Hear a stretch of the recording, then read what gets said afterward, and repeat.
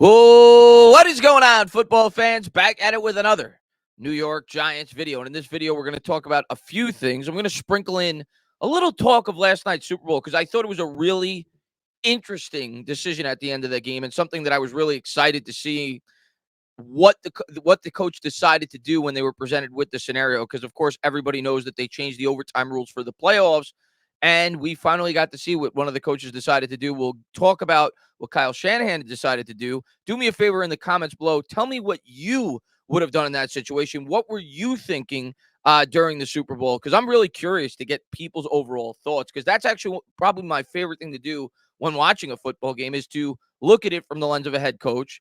If you watch my live streams, you see me do it all the time. And I was doing it on the couch last night with my friends while I was watching the game. But I'll give my full opinion, and I've actually thought about this for multiple years. When that rule came out, what I would do if I was a head coach in the NFL. We'll talk about what Shanahan had to say. We're also going to touch on the rumor, if you want to call it that came out yesterday from Ian Rappaport and I think Mike Garafolo as well. I actually watched it live on TV. I'm going to pull up the quotes. I think it's from Big Blue View, but I'll pull it up and we'll talk about that as well.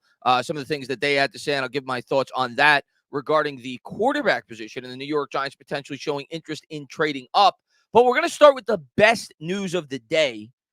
And, not just for the Giants, but for for the NFC East as a whole, a great, fantastic hire today by the Washington Commanders. I want to congratulate them. Tom Pelissero coming out and saying the Commanders are hiring veteran offensive line coach Bobby Johnson to coach their offensive line per source. I think it's a fantastic move. I mean, at the end of the day, last year, Bobby Johnson only surrendered his offensive line. He didn't, but his offensive line only surrendered 85 sacks, which when you really look at it in an historical context, there's only the second most sacks ever surrendered in the history of the NFL in a single season. So I understand completely why Washington would go out there and try to bring him in. Obviously, I'm being incredibly sarcastic. But yeah, I don't understand that move at all by the Washington Commanders. But of course, a lot of Giants fans were mocking that on Twitter. It's fun to poke fun at one another every once in a while. So we'll see how he does with the Commanders. But I guess that would be somewhat alarming if he was able to turn what many felt was a very bad offensive line, not nearly as bad as the Giants last year, into a good offensive line next year. And then you start to say, well, maybe it wasn't the coach after all. So I guess we'll get our answers next year. Bobby Johnson, his first year, you could say, did a good job with Andrew Thomas, right? He reached levels that he never reached. This year, the offensive line completely fell apart. Obviously, Thomas missing some time, and we don't have the most talent in the world. We all acknowledge that. But I'm a bit surprised that Bobby Johnson would get a offensive line job the year after his offensive line surrendered 85 sacks and ranked dead last in basically every metric known to man on the offensive line. So I just thought that was interesting that he got a job. And yeah, I can't say I'm upset as a New York Giants fan. That's for damn sure. But it looks like Washington's been picking and grabbing coaches throughout the NFC East. Of course, Dan Quinn, the former defensive coordinator for the Dallas Cowboys, is now their head coach. But we'll have to wait and see how that plays out. Now we're going to talk about the Super Bowl, which, by the way, was a fantastic game. Fantastic game. It was great. Start to finish. I thoroughly enjoyed it. I knew it was going to be a great game going in. You had the second-ranked defense versus the third-ranked defense, and you really saw it throughout the course of the game. Defense certainly wins championships, and a great quarterback puts you over the top. And that's what happened. At the end of the day, that was the difference in this game. Pat Mahomes made more plays when they needed to be made than Brock Purdy did. That's really all there is to it. But to me, as I'm sitting on the couch, and like I said at the top of the video, this is something I've been thinking about for 2 years since they instituted this playoff rule. Obviously, in the regular season, it's pretty cut and dry. In almost any circumstance, you're always going to you're always going to want to receive the ball first. I was talking to my friend who's a diehard 49er fan as we're watching the game, and as it looked like it was probably going to go into overtime with about 30 seconds to go, I said, do you want the ball first, or would you like to kick off in overtime? And my immediate response when he gave me his was, I would absolutely kick off in overtime. And I'll talk about my reasoning as to why, but I think it's pretty logical. Maybe you disagree, and I get and understand some of the points that people have brought up as to why Shanahan may have kicked off. And there were some quotes that came out that a lot of the players didn't even know about the rule. Andy Reid actually came out and said that he hammered it home all year with the Kansas City Chiefs. So all the players were well aware of what their strategy would be going in. And Andy Reid happens to agree with me. His strategy from the beginning of the year was if we ever get into a scenario in the playoffs, we're kicking off to start the extra period. And we'll talk about that throughout the stream as to why I think he probably feels that way. But first, let's get the explanation from Shanahan as to why he kicked off. It's just something we talked about, Shanahan said. None of us have a ton of experience with it, but we went through all the analytics and talked to those guys. We just thought it would be better. We wanted the ball third if both teams matched and scored. We wanted to be the ones who had the chance to go win.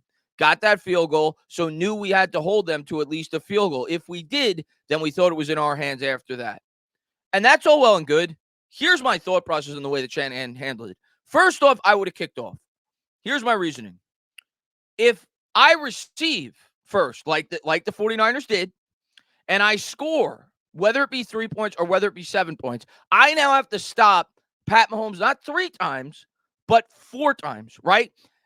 If I kick off first, it's the reverse. I get 4 opportunities to get a first down every time down the field if the Chiefs were to score first. So that's my line of thinking. That's my main line of thinking as to why I would want to receive the ball second. And to his point about wanting to get the third possession, I get that completely. But here's my answer to that. If the Chiefs score a touchdown, obviously I know I need to score a touchdown, but if I scored a touchdown, I would not give Pat Mahomes the opportunity to get the ball back. I would go for 2 because I would say to myself, there's a better chance I'm going to win this game on a 50-50 proposition for a 2-point conversion rather than kicking off to Pat Mahomes and giving him the ability to go 35 yards and kick a game-winning field goal. So that was my thought when the overtime started. I would have absolutely kicked off to start that game. And it seems like a lot of people sided with me, which surprised me a bit because I think most people would just go by traditional overtime rules. I want to start with the ball. Some people said that the 49ers defense was gassed, which I guess is fair, but it's not like that last drive was a long drive. It was what, like a minute and a half drive? I would have preferred to kick off if I were the 49ers there because it would have given Purdy 4 downs to go down there. And it would have been a completely different scenario. You would have ended up going for it on the 4th and 3 at the 8-yard line or whatever it was late in the game rather than settling for a field goal. But the other thing I'll say on top of that is once they kicked off, which I get it. It's fair. I understand, obviously, right? And I really want to get your guys' opinions in the comments below as to what you would have done. But after I kicked off, I'm sorry, after I received, rather, made them kick off to start, I would have went for it on the 4th and 3 rather than kick the field goal. Here's my reasoning to that. I say to myself, if I kick the field goal, it's almost a certainty that Pat Mahomes is going to at least get 3 here. And I understand people will say, well, the 49ers defense was great all game. That's all well and good. That's fair. The Chiefs definitely started to turn it up as that game went along. Your defense is a little, obviously, more tired than it was at the beginning of that game. And now you have to stop Pat Mahomes 4 times, something you did not have to do the entire game when it was 3 times during a traditional set of downs. But obviously, when it's a do or die scenario, they're going to get 4 opportunities each set of downs.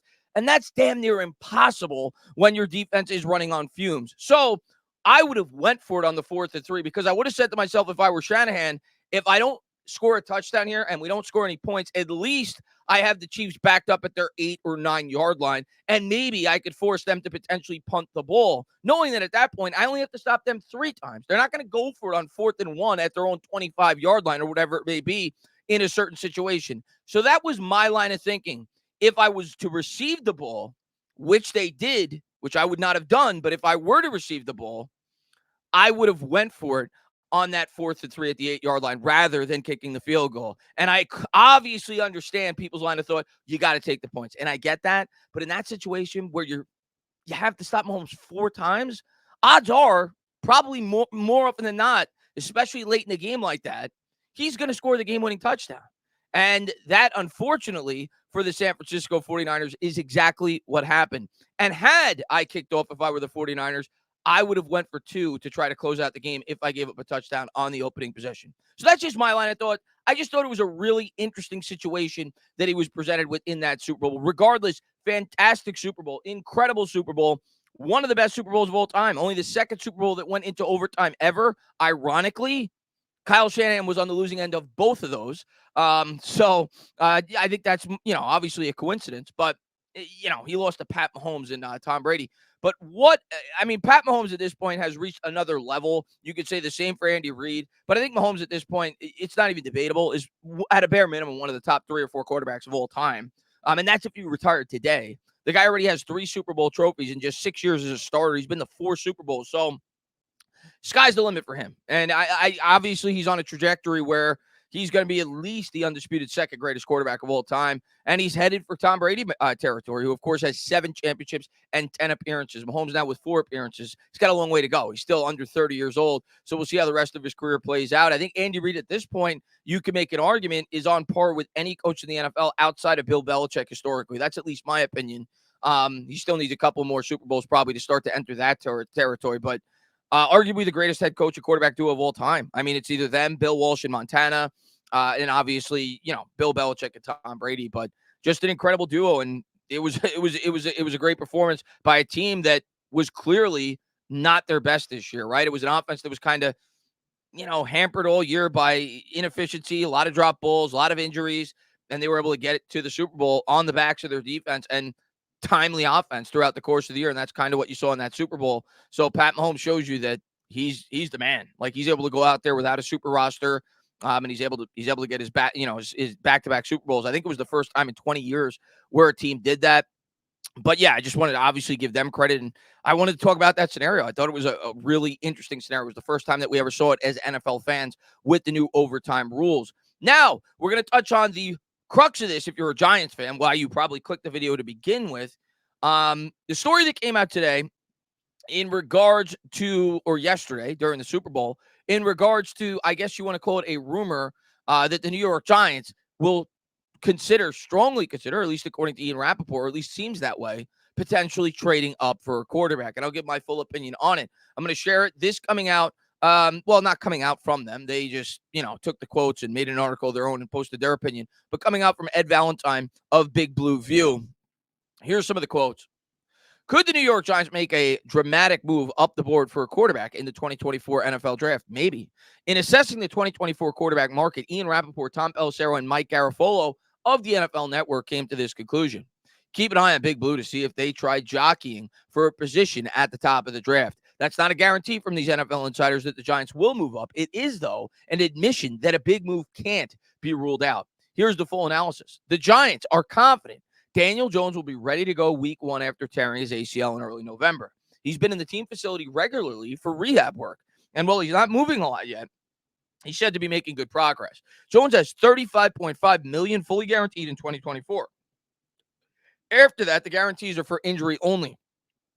The Giants are sitting at number 6 in the draft order, which means they'd likely have to move up to nab one of the top quarterbacks in April. GM Joe Schoen attended a handful of games this past fall in which those passers were playing, including the USC-Washington game that featured both Caleb Williams and Michael Penix Jr. Keep an eye on Big Blue to see if they try jockeying for position at the top of the draft. Another well-informed draft insider, Daniel Jeremiah, offered his insight. I believe we'll see 4 to 5 teams look into moving up for a quarterback over the next few months. Teams aren't excited about next year's quarterback class. So that means potentially a 4th quarterback, because I think most people feel that the top 3 picks, or at least as of now, it's very likely the top 3 picks are going to be quarterbacks. Whether or not it's those 3 teams, we'll see. Maybe one of them trades out, but it seems like, at least as of now, things can change in no specific order. Drake May, Jaden Daniels, and Caleb Williams are going to be the first 3 picks. So I think what he's suggesting is potentially a guy like a J.J. McCarthy, a guy like a Bo Nix, a guy like a Michael Penix, potentially and at least due partially to the at least assumed lack of talent at the quarterback position in 2025. There could also always be surprises. Teams may be looking up to make sure that they get their guy because they don't want to be stuck in limbo in what is perceived to be a weak quarterback draft class. A lot's going to come down to the combine and how these teams feel that they will fit their offenses. But here's what I'm going to say about this. It's obvious that the Giants need to at least, test the waters and see what the asking price may be to trade up for that exact reason that I talked about. If you love a quarterback, you don't know when you'll get this opportunity again. Daniel Jones has been hurt. I've said it several times on the channel. So this is no surprise to me. But what I'll say is this. Just because these reports are coming out, that doesn't tell me anything. about what the New York Giants are potentially going to do in this year's draft at the quarterback position. Because I'm going to tell you what, if I was Joe Shane, whether I wanted a quarterback or whether I didn't, I would be hammering home the fact that I'm potentially interested in either A, trading up for a quarterback or drafting a quarterback at 6. And the reason's simple. Obviously, I think it's just obvious that we may potentially be interested in a quarterback, being it's a rich quarterback draft class, yada, yada, yada. So that kind of goes without saying. But I'd make it public knowledge if I didn't, hypothetically, if I didn't want a quarterback or if I didn't plan in trading up for a quarterback, knowing that other teams may fear that I will look to trade up or just draft a quarterback at 6 and look to jump me, which will allow other players at other positions that I may like a lot, like a Malik Neighbors, Marvin Harrison Jr., Brock Bowers, whoever it may be, to fall to me that may not had a team not jumped up for a quarterback. So I think Joe Shane is playing it smart here. I mean, obviously, I'm assuming he's the one that's leaking this, or at least somebody from within the Giants, facility where Mike Garafolo is hearing this. So if I was Joe Shane, I'd be doing the same thing. I would let it be known that we are potentially interested in getting a quarterback, whether I wanted a quarterback or whether I didn't. But in the end, do I think the Giants are going to at least be interested, kick the tires? Of course. They'd be silly not to.